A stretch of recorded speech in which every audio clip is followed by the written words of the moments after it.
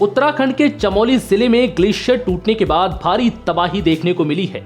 इसी के साथ इस तबाही ने 16-17 जून 2013 की याद दिला दी। अब से 7 साल पहले केदारनाथ में ऐसी तबाही देखने को मिली थी जिसे देखकर हर कोई सहम गया था। आज इस वीडियो में हम आपको बताएंगे चमोली में ग्लेशियर टूटने के बाद अब तक क्या अपडेट है। आखिर चमोली में ग्लेशियर टूटने की वजह क्या है, इससे पहले हुई तबाही में क्या हुआ था और क्या उत्तराखंड में फिर इस तरह की तबाही देखने को मिल सकती है। तो चलिए आपको बताते हैं, लेकिन उससे पहले खबर का अपडेट जान लीजिए। चमोली में ग्लेशियर टूटने के बाद क्या हुआ। उत्तराखंड के चमोली जिले के तपोवन इलाके में 7 फरवरी की सुबह 10 से 11 बजे के बीच ग्लेशियर टूटा।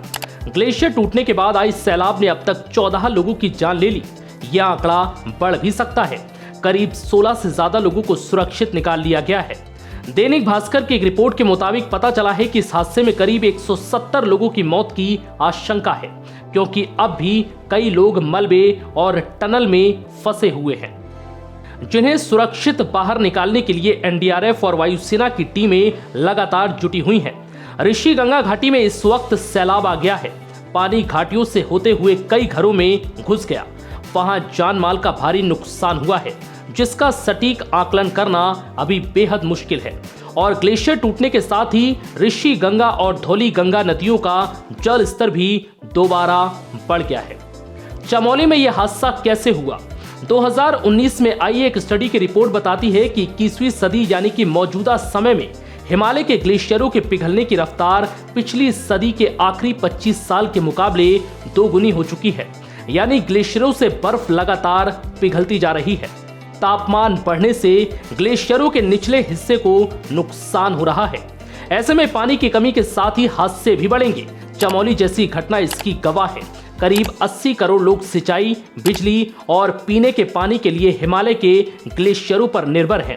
वैज्ञानिकों का कहना है कि अगले कुछ दशकों में ये बंद हो जाएगा, क्योंकि हम बड़े पैमाने पर ग्लेशियर खो रहे हैं। 40 साल में ग्लेशियरों का 1/4 हिस्सा कम हुआ है। क्या ग्लोबल वार्मिंग है बड़ी वजह? स्टडी के दौरान ग्राउंड स्टेशनों से तापमान का डेटा भी जुटाया गया। इसके साथ देखा गया है कि ग्लेशियर के पिघलने की दर क्या है। टीम ने इन डेटा की तुलना की है, जिससे पता चला है कि वास्तव में हो क्या रहा है।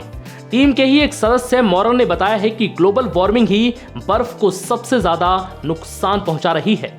हिमालय आल्प्स की तरह तेजी से नहीं पिघल रहा, लेकिन इसकी प्रोसेस एक जैसी है। हालांकि इस स्टडी में पामीर, हिंदू कुश या तियान शान जैसी ऊंची चोटियों को शामिल नहीं किया गया, लेकिन कुछ दूसरी स्टडी से पता चलता है कि बर्फ भी लगातार इस जगह पिघल रही है। क्या उत्तराखंड में ऐसे हादसों का खतरा अब भी है?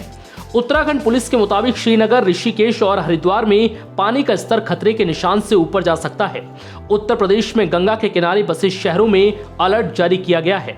बिजनौर, कन्नौज, फतेहगढ़, प्रयागराज, कानपुर, मिर्जापुर, गढ़मुक्तेश्वर, गाजीपुर और वाराणसी जैसे कई जिलों में अधिकारी लगातार नजर बनाए हुए हैं। लेकिन जिस तरीके से ग्लोबल वार्मिंग बढ़ रही है और ग्लेशियर लगातार पिघल रहे हैं, ऐसे में ये हादसे और भी बढ़ेंगे। जून 2013 में आई आपदा में 4000 से ज्यादा लोगों की जान गई थी।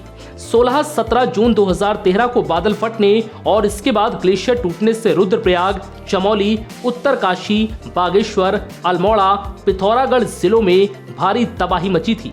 इस आपदा में 4400 से ज्यादा लोग मारे गए और लापता हो गए। 4200 से ज्यादा गांवों का संपर्क टूट गया। इनमें 991 स्थानीय लोगों की अलग अलग जगह मौत हुई। 11091 से ज्यादा मवेशी बाढ़ में बह गए और मलबे में दबकर मर गए।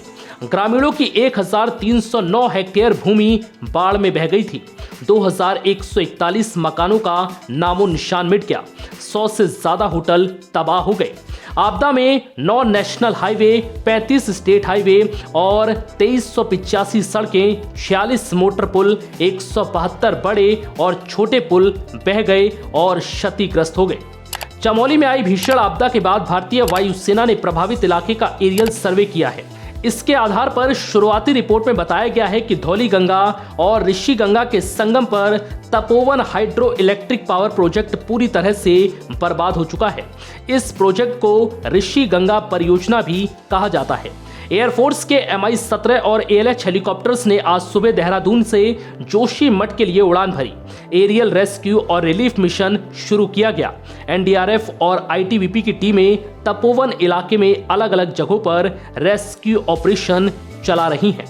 फिलहाल इस वीडियो में इतना ही। नमस्कार।